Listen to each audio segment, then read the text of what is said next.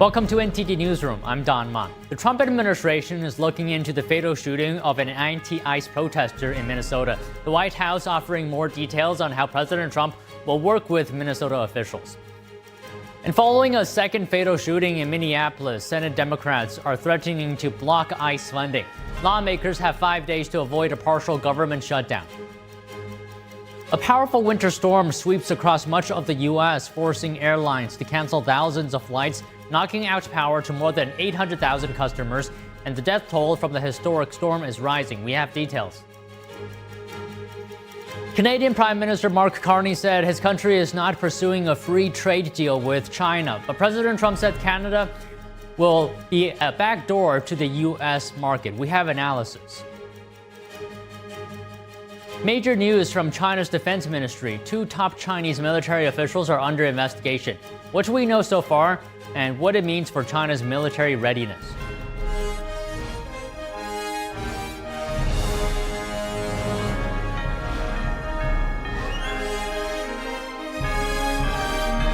This is NTD Newsroom, live from our global headquarters in New York City. Good afternoon, and thank you for joining us today. The Trump administration says it is reviewing everything with respect to the fatal shooting of anti-ICE protester Alex Preddy in Minnesota this past weekend.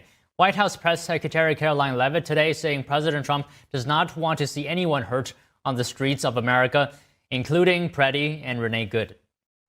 This tragedy occurred as a result of a deliberate and hostile resistance by Democrat leaders in Minnesota.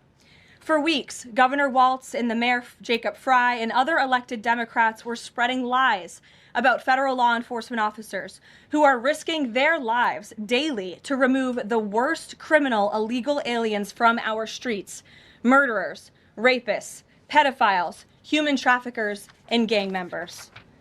Governor Walz and Mayor Fry have shamefully blocked local and state police from cooperating with ICE, actively inhibiting efforts to arrest violent criminals. The White House said the president had a phone call with Minnesota Governor Tim Walz earlier today. Trump called on Walz and Minneapolis Mayor Jacob Fry to abide by 3 points of cooperation. 1, turn over to federal authorities all criminal illegal immigrants currently in their state. 2, turn over all illegal immigrants arrested by local police. And 3, assist federal law enforcement in apprehending and detaining illegal immigrants who are wanted for crimes.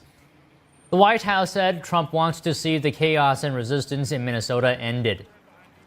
President Trump is calling on the United States Congress to immediately pass legislation ending sanctuary cities once and for all. American cities should be safe sanctuaries for law-abiding citizens only, not for dangerous illegal alien criminals who broke our nation's laws and do not belong here. We hope Governor Walz will do the right thing and continue to work with President Trump to keep the American people safe following their call this morning. Earlier today, Trump announced that border czar Tom Homan will be on the ground in Minnesota to manage ICE operations. Homan will also coordinate with those leading investigations into the alleged multi-billion-dollar welfare fraud in Minnesota. The president said the border czar is tough but fair and will report directly to him. Trump added that Walz is happy to have Homan going to Minnesota. And a federal judge is weighing in today whether to halt the federal immigration crackdown in Minnesota. Minnesota and the cities of Minneapolis and St. Paul sued the Department of Homeland Security earlier this month following the death of Renee Good. The hearing begins this morning in federal court in Minneapolis. State Attorney General Keith Ellison plans to attend in person. They want the judge to order federal law enforcement to reduce their numbers back to what they were before the surge. They also want limits on how immigration laws are enforced. Justice Department lawyers called the lawsuit legally frivolous. They said Minnesota wants a veto over federal law enforcement. They asked the judge to reject or delay the request. It's not clear yet when the judge will rule. Meanwhile, President Trump is sending his border czar Tom Homan to Minnesota tonight. In a Truth Social post, Trump said, Tom Homan, quote, has not been involved in that area, but knows and likes many of the people there. Tom is tough but fair and will report directly to me. Trump added that a major investigation is ongoing regarding what he called the massive $20 billion welfare fraud that has taken place in Minnesota. He said this fraud is partially responsible for the violent organized protests on the streets. In a separate post on X, White House Press Secretary Caroline Leavitt said Tom Homan will be managing ICE operations on the ground to, quote, continue arresting the worst of the worst criminal illegal aliens. And Trump said today he had a very good call with Minnesota Governor Tim Walz. On Truth Social, Trump wrote that Walz called with the request to work together on the situation of the state. Trump said that Walz and him, quote, seemed to be on similar wavelength. Trump said he told Walz he would have Tom Homan call him and that they are looking for all criminals Minnesota has in their possession. Trump said the governor understood that respectfully and adding that he will be speaking with Walz again soon. And a coalition of Minnesota's biggest employers are calling for de-escalation following Saturday's fatal shooting in Minneapolis. The Minnesota Chamber of Commerce released a letter on behalf of more than 60 CEOs. The chief executives called on current tensions a difficult moment for the Minnesota community, citing what they called widespread disruption and tragic loss of life. Their letter called for, quote, peace and focused cooperation among local, state, and federal leaders. The CEOs added they were pushing for a swift and durable solution to ensure a bright and prosperous future for the state. Signatories of the letter included Target, 3M, and United Health Group. During one of the protests against federal immigration enforcement, authorities arrested an individual who allegedly tried to deflate the tires of law enforcement vehicles.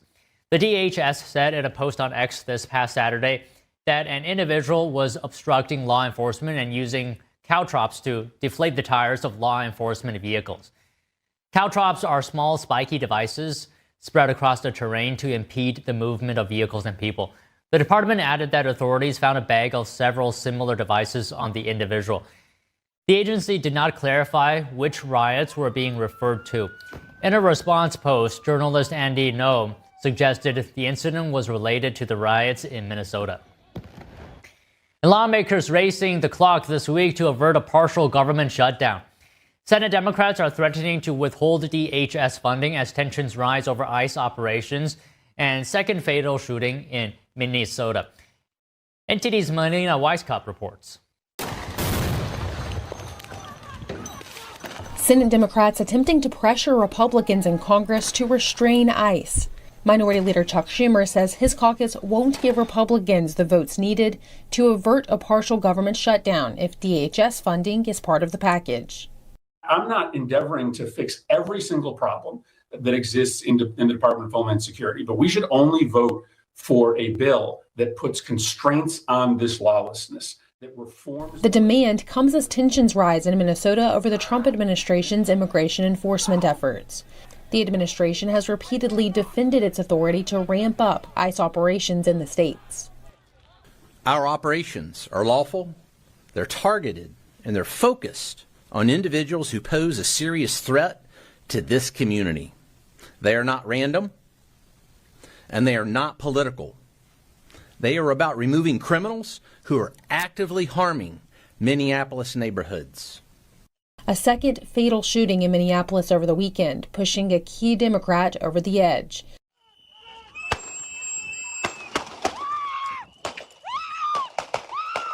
Senator Angus King, one of the few Democrats who helped Republicans reopen the government in November, says he won't vote for the funding bills if DHS funds are included. As talks of defunding ICE escalated among Democrats over the past few weeks, Senate Majority Leader John Thune urged Democrats not to pursue a second partial shutdown. And I think government shutdowns are stupid. I don't think anybody wins. And I hope the Democrats share that view. That remains to be seen, but Homeland's obviously the hardest one.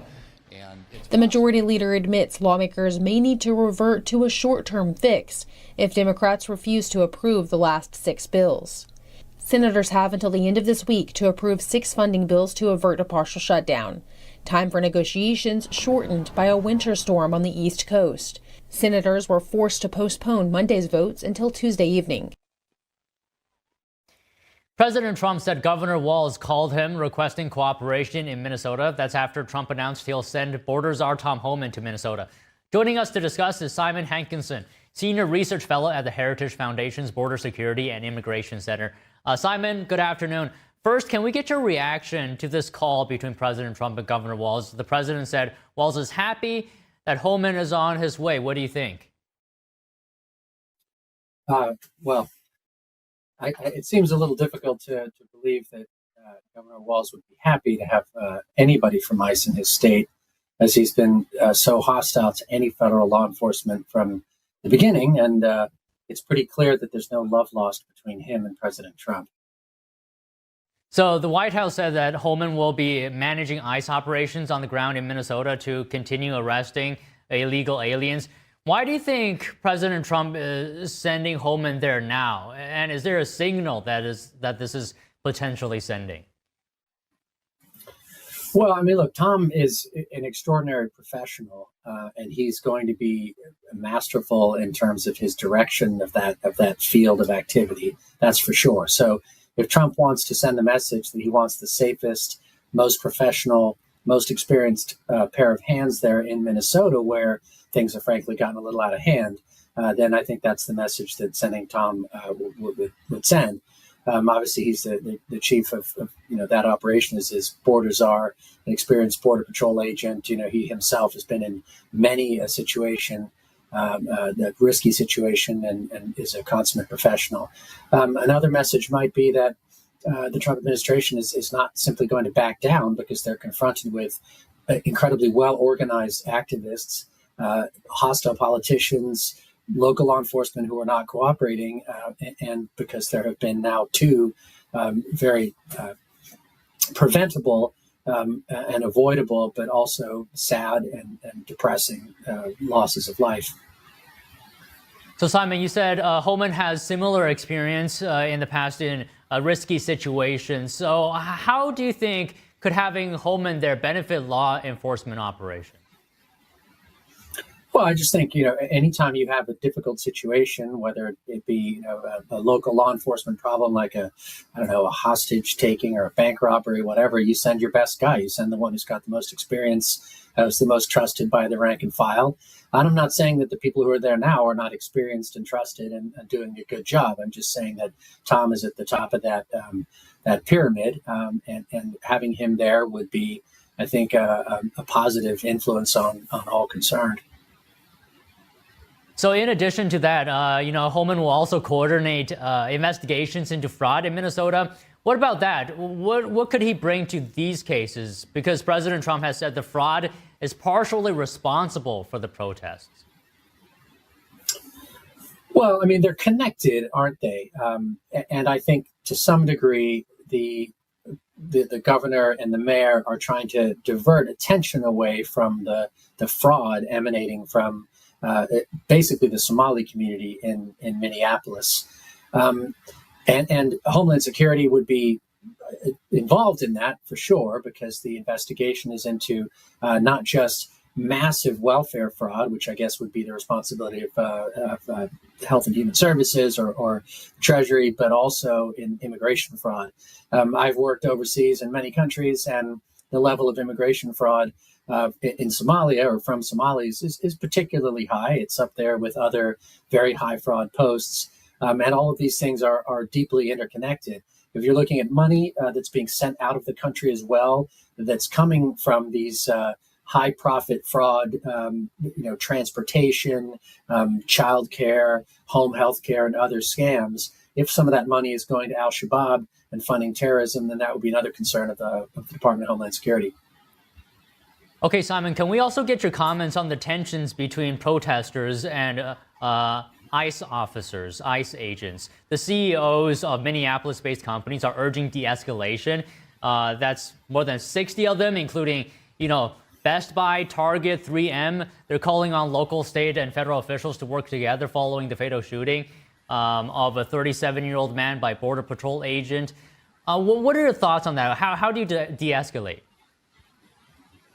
That's a really good question. I wish these companies had weighed in maybe a little earlier before two people got themselves into such a situation that they ended up getting killed. And look, we'll have results of these investigations and exactly what happened, and whether individual officers could have done something different at a particular time. But the problem is you're assembling ingredients here that are going to result in people getting injured or killed. If the Minneapolis city authorities would hand over wanted convicted criminal aliens or aliens who have a warrant that needs to be taken up by Immigration and Customs Enforcement so that they can have their due process and then at the end of it either be deported or not, then all of this could be avoided. But the city is kind of ground zero for the far left American politics. It's Portland, Seattle, Minneapolis, kind of the top three that come to mind.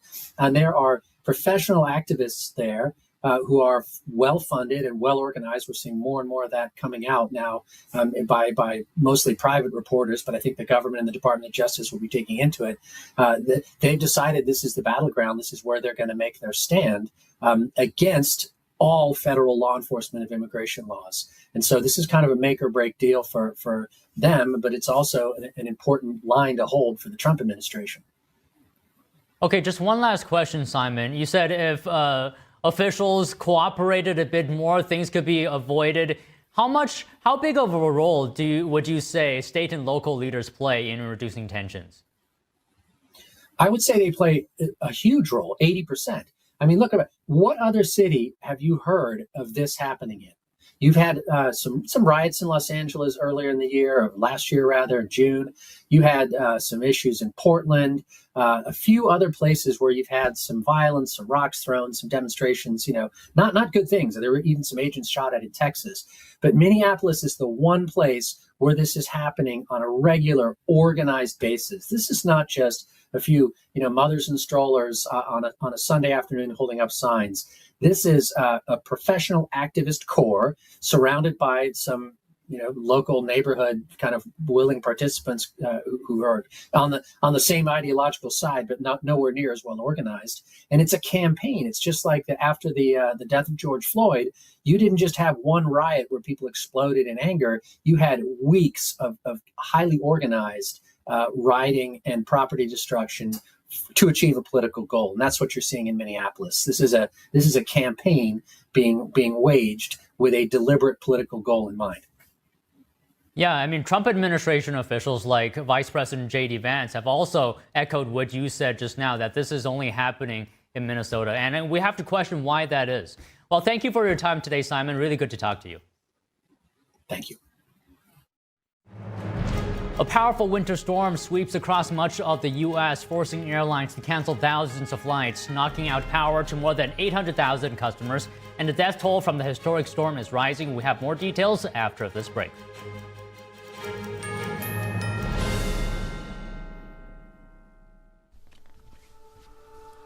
Hi, my name is Brady. When I was born, my parents thought everything was okay. My mom and dad were so excited to take me home. I still get goosebumps telling this story. Several days in, his skin started to become very cold and clammy. We noticed that he had become blue around his mouth, and something was just very off. We packed up as fast as we could. Brady stopped breathing twice on the way to the pediatrician.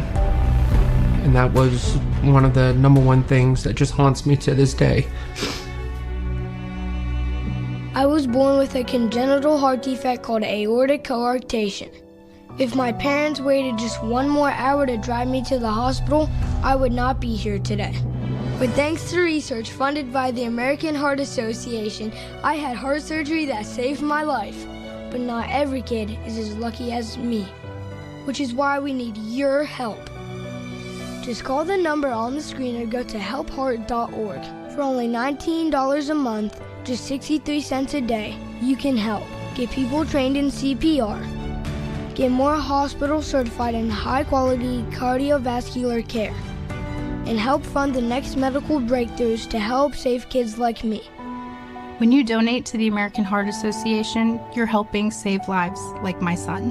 And now, my son is happy and healthy, thanks to the support of people like you. When you call with your $19 a month, you'll get this really cool t-shirt as a thank you. Many children die from congenital heart defects. I can't wait to grow up to become a heart surgeon and fix babies' hearts, but until then, I'll keep helping the American Heart Association. So please join me. Just call the number on your screen or go to helpheart.org to become a monthly donor and help save lives.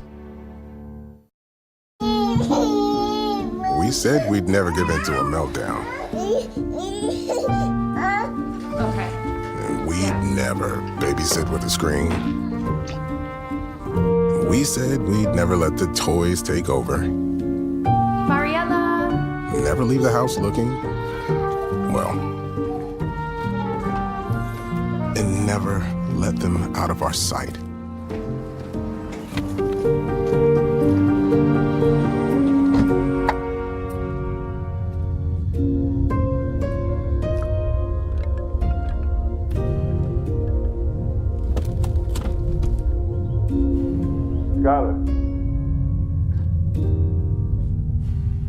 Skylar, come here. Cars get hot fast, and kids can be at risk. Before you leave the car, always stop, look, lock.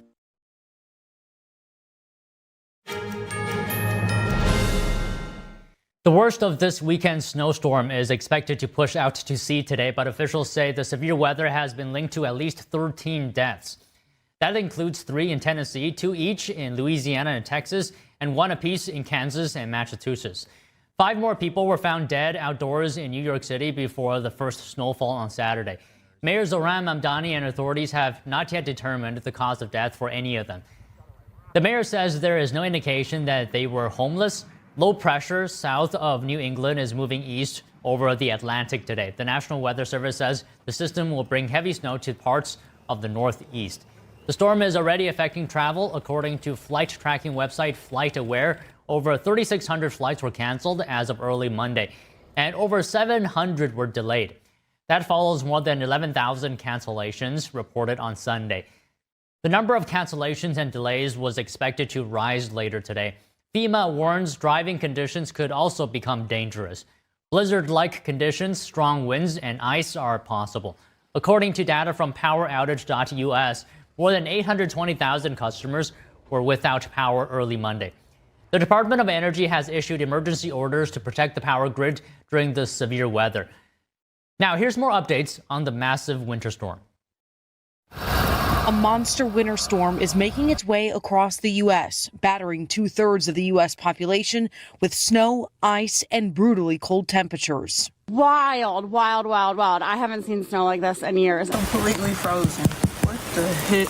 Schools have been canceled or moved to remote learning, and flight disruptions have continued to climb, with Sunday marking the most cancellations since the COVID-19 pandemic. Ice coating trees and power lines in the south is damaging on its own, but the wind is adding an extra danger. Widespread power outages in the Nashville metropolitan area could last for days, according to the electric utility Nashville Electrical Service. In Louisiana, people are riding out the storm in warming centers after officials confirmed 2 men died from hypothermia. Up north in New York City, Mayor Zohran Mamdani says there are thousands of sanitation workers out on city streets, and plows have started to clear roadways. We really encourage you to stay home. Staying home is the safest thing you can do. It's the best thing for our city workers. At least 20 states have declared a state of emergency in response to the historic winter storm, and many will experience its lingering effects for days and even weeks as the cold temperatures stick around. A business jet carrying 8 passengers crashed during takeoff last night at Maine's Bangor International Airport. The aircraft flipped over and caught fire amid heavy snow in the region. The Federal Aviation Administration said 7 people died and 1 was seriously injured. The FAA and the National Transportation Safety Board are investigating. An audio recording from air traffic control showed someone saying, "Aircraft upside down.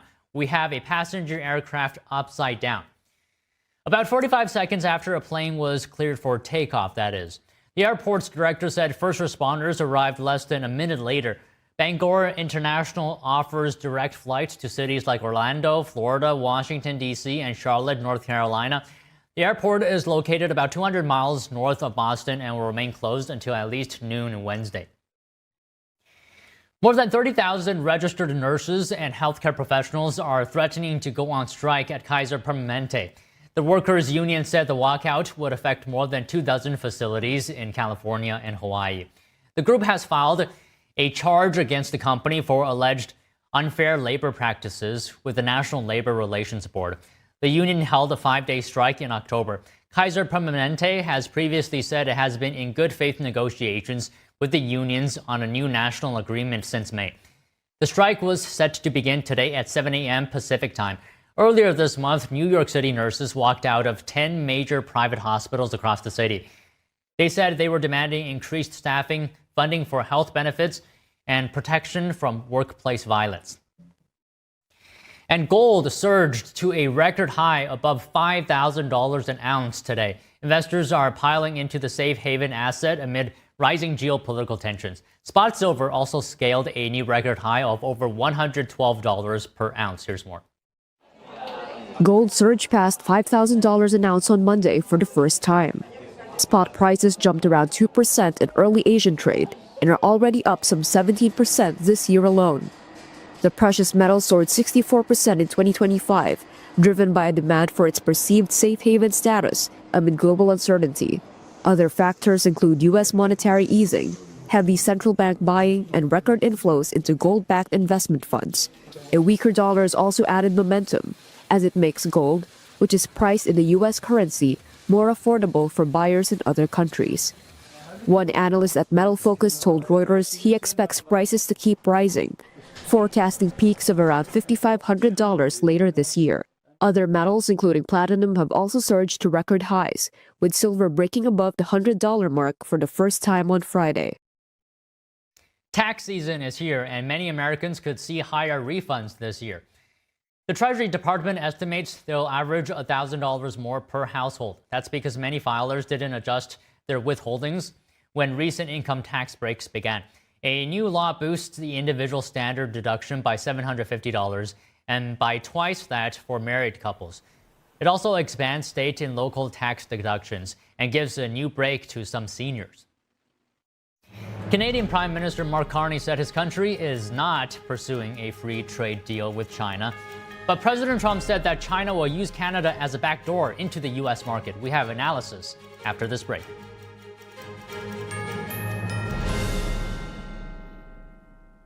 Discover the ancient secret to vitality and longevity with Puretang Black Ginseng. Crafted from premium 6-year-old Korean ginseng, each root is carefully nurtured for over 2,260 days, undergoing a traditional 9-round handcrafted process of steaming and drying to unlock full potency and absorption. Experience pure natural energy with Puretang Black Ginseng. Order now at puretang.com. There's cultures that have been lost, but this culture hasn't been.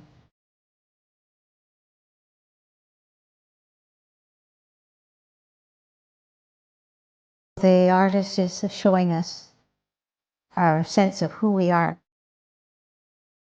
where we came from.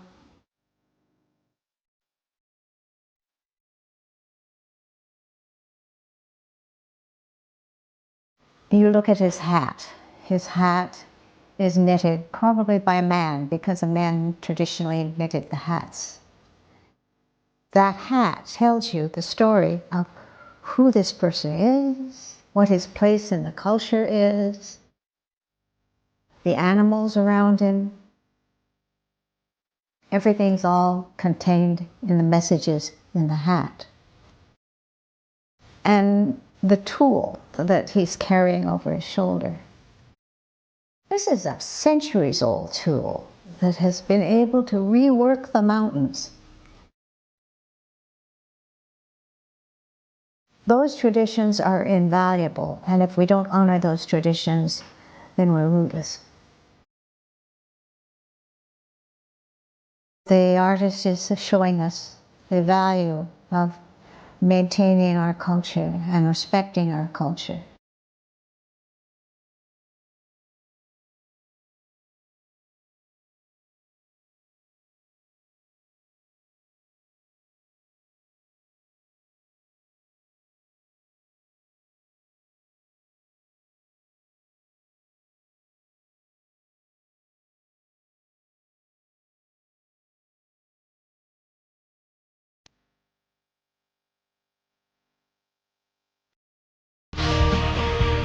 Buying or selling a home has gotten hard. Inventory is tight and interest rates are high. Making a move can be scary. That's why who you work with matters. I partner with HomeLight to help our clients win in any situation. Our buyers find great deals on their dream homes, and our sellers get top dollar even in a challenging market. HomeLight gives our clients the edge they need, and together, we all win.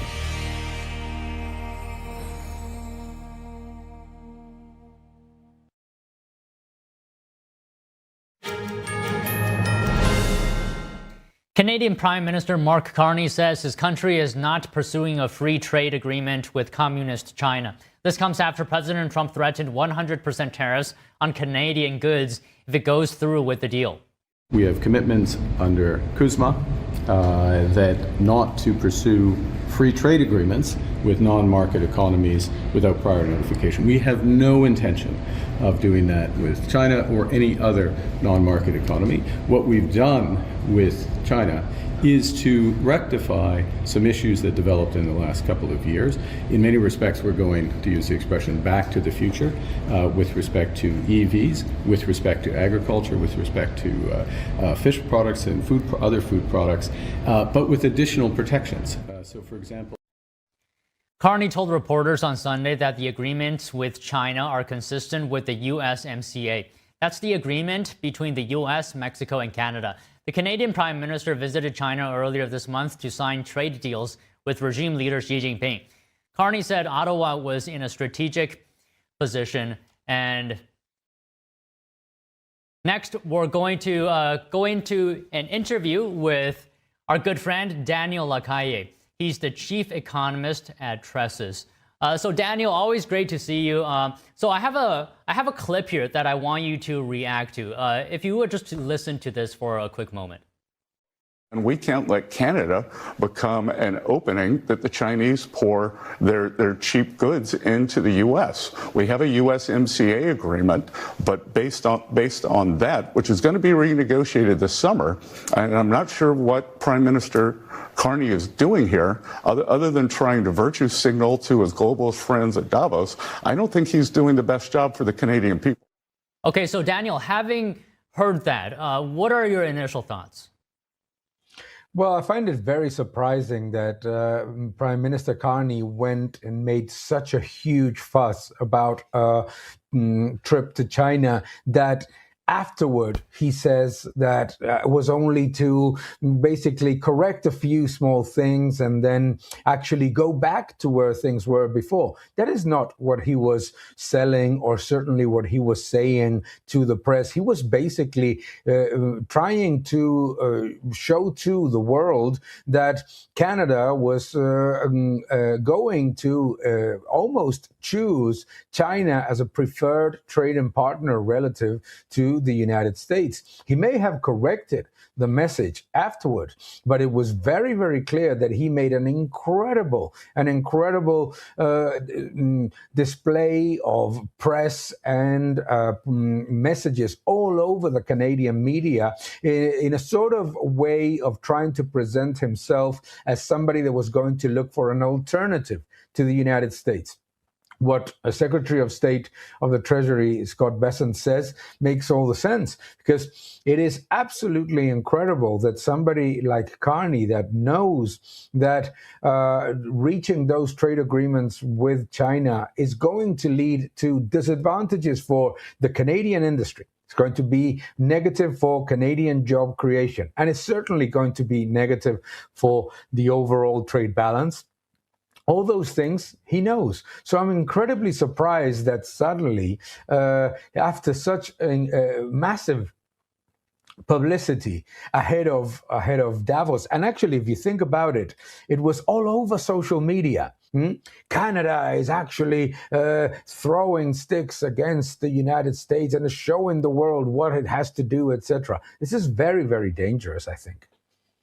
Okay, on that point, Carney said, quote, "The effectiveness of our multilateral institutions on which trading powers like Canada and China have greatly relied has been diminished." Can you just give us your interpretation of this statement? I mean, could he be talking about the U.S. reshaping trade as we know it worldwide? Where do you stand in regards to that statement? This is the problem I have with Mr. Carney's messages, the same as with his speech at Davos, is that you don't know if what he is doing is throwing stones against his trading partners or against China. You don't know what he's actually saying because he just sends these vague messages that can be interpreted one way or the opposite at the same time. You see what I mean? What does that mean? It means absolutely nothing. What we know is that the World Trade Organization for years has been following procedures and policies that have consistently supported and helped China strengthen its exporting and trading position against the rest of the developed nations. Furthermore, it has always sided with China, despite the fact that Chinese exporters, that the Chinese government and the Chinese system don't follow the same principles and the same rules that the developed economies. So I think that the message is very vague. Is he saying that the World Trade Organization is not working and is therefore something that needs to be refurbished and reorganized? I don't know what he is saying. But again, like his speech in Davos, I just don't get what he wants to convey. It seems like he wants to convey one thing and the opposite. It seems like he wants to be friendly with the Chinese government and friendly with the US government, while at the same time giving a harsh message saying that he is going to be very, very tough. I don't understand anything. So the problem here is even worse for Canadians and for the United States as well, is that by following these policies of not having any policy at all and actually basically allowing China to do whatever it wants, Canada has fallen into contraction. It's a country that should be growing at the same pace as the United States, 4.4% annualized, and is expected to grow less than 1.5% next year. It's a country that has been in stagnation in GDP per capita. It's a country in which people have lost purchasing power more aggressively than in other similar nations, and that pursuing net zero and open immigration policies has destroyed the industry. So all those things are not something that I see Mr. Carney talking about.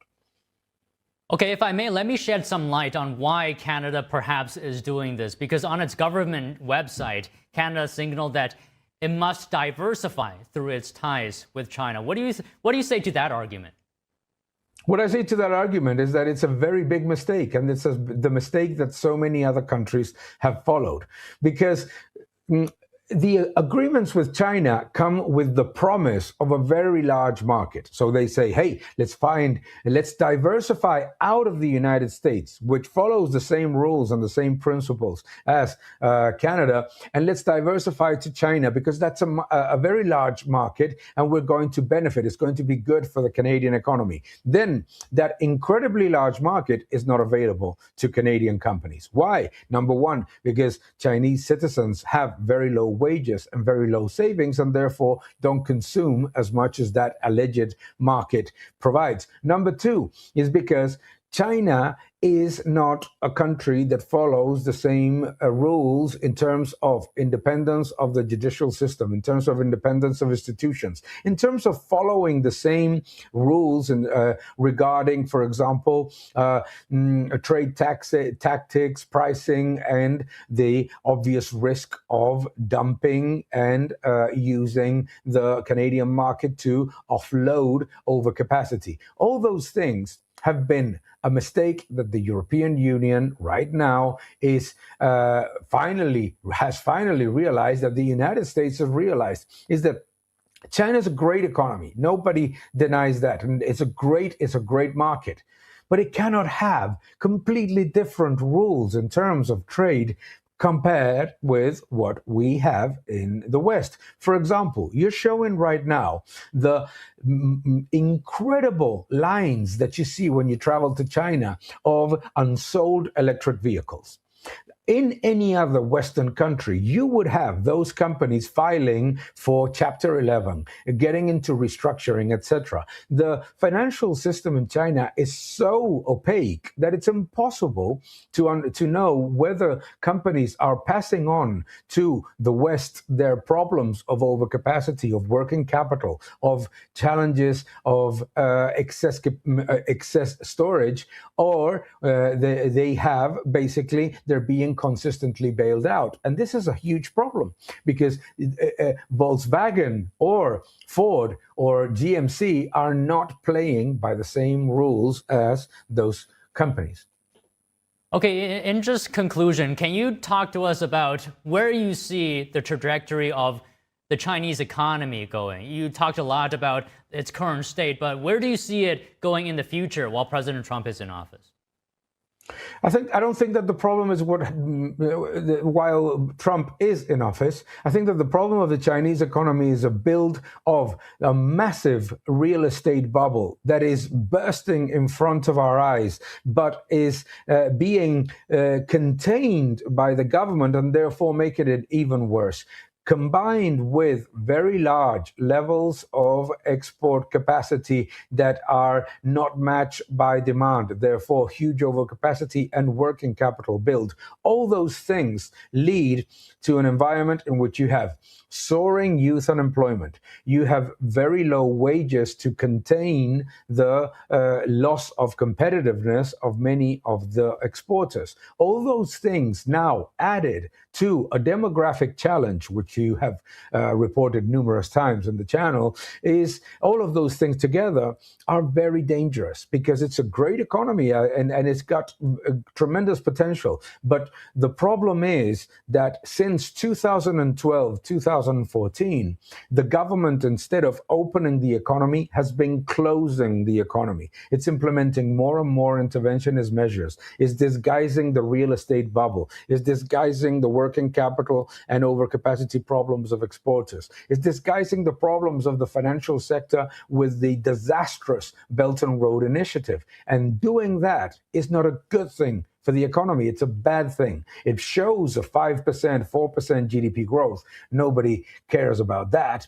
While all the other figures show that the economy is in very severe stagnation process that, with demographics, is not going to be getting better unless the government starts immediately opening the economy and reducing all of those non-tariff barriers, all of those regulatory burdens, and the problems of legal and investor security. Yes, I agree with that point, that the Chinese economy has great potential, but really the bottleneck is the Chinese Communist Party. Well, always in great... Yeah, Daniel, always enjoy hearing your insight. Thank you so much for your time. Thank you very much, Don. Always a pleasure.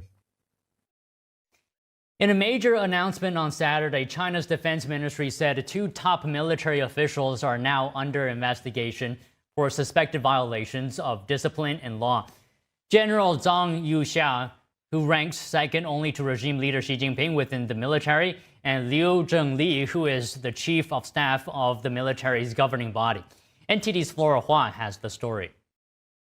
The official confirmation comes days after Zhang was notably absent from China's major political events. Earlier on Sunday, the Wall Street Journal reported that Zhang is accused of leaking secrets about China's nuclear weapons to the U.S., among other charges. Although no further details were provided by China's military, the move is widely seen as an effort by regime leader Xi Jinping to target those challenging his power base. General Zhang Yuxia is reportedly among the opposition forces against Xi, aligning with others including the so-called elderly faction, a group made up by veteran Chinese state leaders, such as former Premier Wen Jiabao. Analysts say the development has sparked significant turmoil inside China's military. Wen Jiao, a veteran China affairs analyst based in Canada, shared his insights. Even though this is only the beginning of the whole situation, I have a strong premonition that the arrests of Zhang Yuxia and Liu Zhengli mark the beginning of comprehensive turmoil. The room for compromise among factions within the CCP has already been completely lost. Once the table is flipped, there's no longer any need to consider whether the Communist Party's big ship will sink. It becomes a question of who strikes first and survives. We can expect a purge on an even larger scale to be on the way. The purge could be a sign that infighting within the Chinese Communist Party is escalating to a record high. Since last year, dozens of Xi's loyalists within the military have been ousted, including his right-hand man and the third-ranking official in China's military, He Weidong, as well as Admiral Miao Hua. There are mixed views on whether Xi himself or opposition forces were behind the purges. Nevertheless, these moves carry serious implications for the Chinese military's readiness. The Chinese military was previously controlled by a group of 6 people, a body known as the Central Military Commission. Now, only 2 remain. Aside from its head Xi Jinping, the only member not ousted is Jiang Shengmin, who was promoted just months ago. Flora Hua, NTD News. Israel says the remains of the final hostage in Gaza have been returned. Israeli Prime Minister Benjamin Netanyahu confirmed that the IDF recovered them from the Gaza Strip. I am pleased to announce to the citizens of Israel, to the people of Israel, that I have just informed the Gvili family that our forces have found Rani, and he is currently on his way home. This is an extraordinary achievement for the state of Israel. I promised to bring everyone back. We brought them all back, down to the very last one. Rani, a hero of Israel, went in first and came out last and is returning home. A tremendous achievement for the Israel Defense Forces, for the State of Israel, and also for the citizens of Israel for giving us the backing to complete the mission. Rani is coming home. The hostage's body had been in Gaza since he was killed during the Hamas terror group's October 7, 2023 attack in southern Israel. The raid triggered a 2-year Israeli offensive in the enclave. The return of the remains sets the stage for the next phase of the ceasefire between Israel and Hamas. Israel had said it would reopen Gaza's Rafah border crossing with Egypt once the search operation for the hostages' remains was completed. Ukraine's president is indicating there's some progress on the path to ending the 4-year war. President Volodymyr Zelensky says a document laying out security guarantees for the country is 100% ready. Zelensky said yesterday he is waiting to sign the U.S.-authorized document, or U.S.-authored, once a date and place are confirmed. Zelensky said once it's signed, the document will be sent for ratification to the U.S. Congress and the Ukrainian parliament. Zelensky did not go into detail about what the document contains. It comes after a meeting between Ukraine, Russia, and the U.S. in Abu Dhabi, the first meeting of its kind since the war began. The European Commission has launched an investigation into Elon Musk's AI chatbot known as Grok. The inquiry is focused on the production of explicit imagery. Today, the Commission is opening an investigation into Grok under the Digital Services Act because we believe that X may have breached the DSA. We have seen over the last weeks and months anti-Semitic content. We have seen non-consensual deepfakes of women, and we have seen child sexual abuse material. In Europe, no company will make money by violating our fundamental rights. The Commission earlier this month said AI-generated images of undressed women and children being shared across X were unlawful.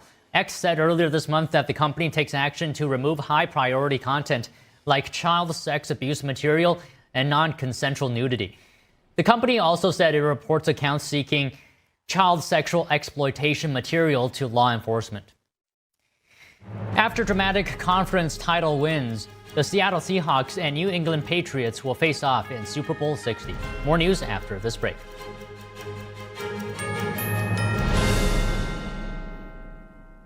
What if you could whiten your teeth by simply brushing your teeth? Now you can with Smile Actives, the teeth whitening breakthrough that safely gets your teeth white and keeps them white every day just by brushing your teeth. I never thought that whitening my teeth could be so easy. I just put the gel on the brush, the toothpaste on it, brush, and I can see my white teeth. Simply add Smile Actives to any toothpaste and our patented PolyClean technology activates into a powerful microfoam that penetrates into the enamel surface to safely lift and remove stains. You need a simple way to whiten your teeth.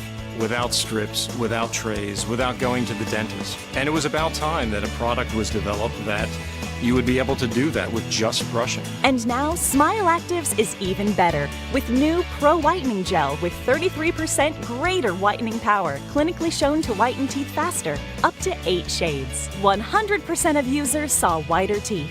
On food stains, coffee and wine stains, even on veneers, crowns, and dentures. I eat the blueberries, I drink the coffee, and I know that Smile Actives will keep my teeth white every day. If you could use something so easy like Smile Actives to take yellow teeth to white teeth, why wouldn't you? Why spend hundreds of dollars for whitening treatments at the dentist when now you can whiten your teeth with new Smile Actives Pro Whitening Gel every time you brush your teeth? Call or go to smileactives.com and for a limited time get new Pro Whitening Gel for just $24.95.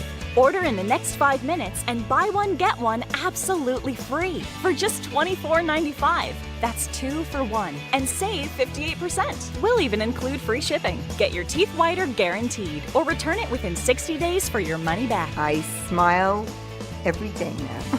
The difference is literally night and day. So now I'm always smiling, always choosing, because now my teeth are much whiter. This offer is not available in stores, so call or click now before the special buy one, get one free offer goes away.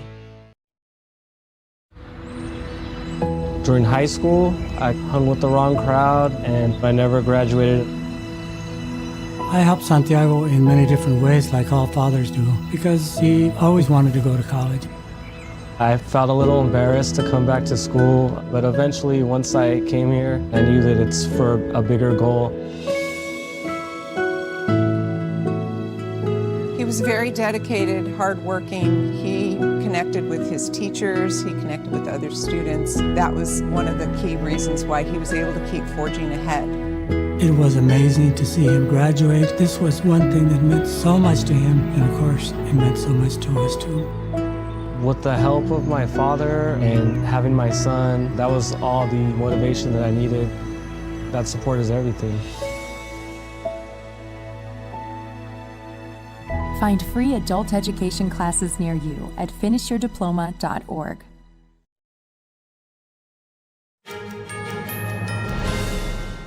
Super Bowl 60 is now set. It will be the New England Patriots facing off against the Seattle Seahawks. That's after the Seahawks knocked off the Los Angeles Rams in the NFC Championship yesterday, 31-27, to punch their ticket to the big game. Quarterback Sam Darnold led the way, throwing 3 touchdowns. This will be the Seahawks' 4th Super Bowl appearance and first in 11 years. The Patriots clinched the AFC Championship after beating the Denver Broncos 10-7 in snowy conditions. The Broncos were without their star quarterback, Bo Nix. He broke his ankle in the final minutes of Denver's win over the Buffalo Bills last weekend. This will be the 12th Super Bowl appearance for the Patriots. Super Bowl 60 will take place on February 8th at Levi's Stadium in Santa Clara, California. With just 2 weeks until the start of the 2026 Winter Olympic Games, the center of the northern Italian town of Ortiz has turned into an exhibition for Olympic-related ice sculptures. Artists, including students from the Academia Art School, carved Olympic torches, rings, and skiers in anticipation of the Olympic flame passing through their town center on Wednesday. This year, obviously, the theme is the Olympics. The Olympic torches. Basically, Wednesday morning, on the 28th, the Olympic flame will pass through here, so it matches. When I sculpt, when I create something, or when I live art, something inside of me lights up which you can only feel. Our hope is that this feeling, this passion which we put into what we do can then contribute something to the life of others, or can enrich other people's lives. The valley where the town is located is famous for its long tradition of wood carving, an art from going back to the 17th century. Handmade sculptures were an important part of the economic growth of the valley, leading to the foundation of several specialized schools aimed at passing on the craft. The Winter Games in Milano Cortina will run from February 6th to the 22nd. American rock climber Alex Honnold set a new climbing record. He scaled Taiwan's tallest building in just an hour and a half without any ropes or protective gear, a practice known in the climbing world as free soloing.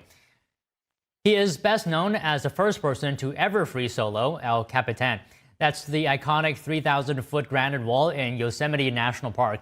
He now has a new record with the tallest urban free solo at over 1,600 feet. Let's take a look. There are still safety measures, right? None at all. To the top. U.S. climber Alex Honnold made an hour-and-a-half free solo ascent of Taiwan's Taipei 101 skyscraper without safety ropes, watched by thousands of cheering and waving fans as he clambered up one of the world's tallest buildings. After initial nervousness about the unsecured ascent, members of the crowd watching said they had full faith in Honnold to complete the climb. Because I don't have a habit of exercising, at the beginning I wasn't very interested. Then I watched him practice and I felt it was really unbelievable. This is something that is truly happening. And then now coming here, actually I also came yesterday, and I just really want to see him complete this thing. The climb took place with the full support and permission of Taipei 101 and the city government. Honnold said he once thought of climbing it without permission. But then out of respect for the building and respect for all the people on the team who had allowed me access to look at it, I was like, well, obviously I'm not going to poach this. Like, I'm going to, respect the people and just see if it ever comes together. Netflix was live streaming the entire climb. He's done it! So I think that this time, even though 101 is also very tall, compared to places he has climbed before, it seems that the level of difficulty isn't quite that high. So I think he must have a lot of confidence to dare to do a live broadcast. It's not like just casually saying, I want to do something really cool, everyone come watch, that kind of feeling. The news conference was held at the rooftop observatory shortly after Honnold scaled to the top. Yeah, I was like, what a view, it's incredible. I was like, what a beautiful day. It was very windy, so I was like, don't fall off the spire. I was like trying to balance nicely. But no, I was like, what an incredible position. And I mean, what a beautiful way to see Taipei. And it's nice because we've been here all week and it's been gray and rainy, kind of socked in. And today was just so perfect and you could see for miles, super clear. I was like, couldn't be a better time to be on the top of the spire, appreciating the position. This is not the first time Taipei 101 has been scaled. In 2004, French climber Alain Robert, dubbed Spider-Man, climbed the building, though he did so with a safety rope in a time of 4 hours. Major news from China's defense ministry. 2 top Chinese military officials are under investigation. What do we know so far and what it means for China's military readiness? More news after this break.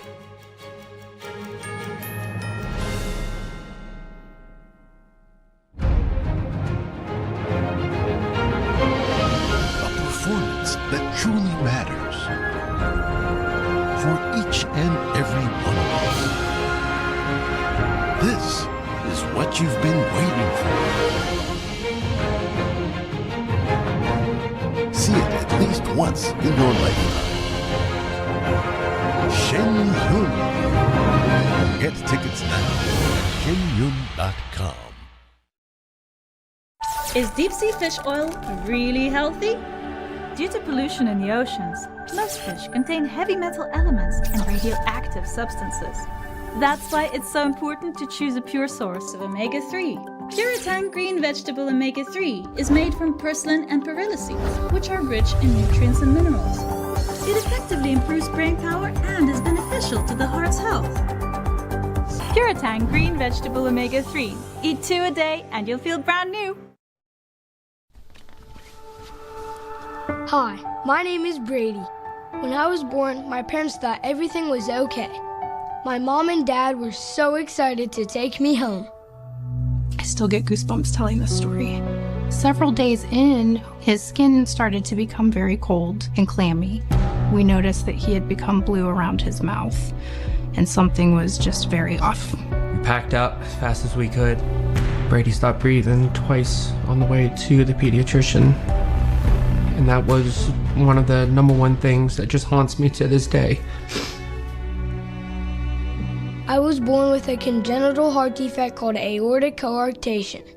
If my parents waited just 1 more hour to drive me to the hospital, I would not be here today. But thanks to research funded by the American Heart Association, I had heart surgery that saved my life. But not every kid is as lucky as me, which is why we need your help. Just call the number on the screen or go to helpheart.org. For only $19 a month, just 63 cents a day, you can help. Get people trained in CPR. Get more hospitals certified in high-quality cardiovascular care. And help fund the next medical breakthroughs to help save kids like me. When you donate to the American Heart Association, you're helping save lives like my son. And now my son is happy and healthy thanks to the support of people like you. When you call with your $19 a month, you'll get this really cool t-shirt as a thank you. Many children die from congenital heart defects. I can't wait to grow up to become a heart surgeon and fix babies' hearts, but until then, I'll keep helping the American Heart Association. So please join me. Just call the number on your screen or go to helpheart.org to become a monthly donor and help save lives.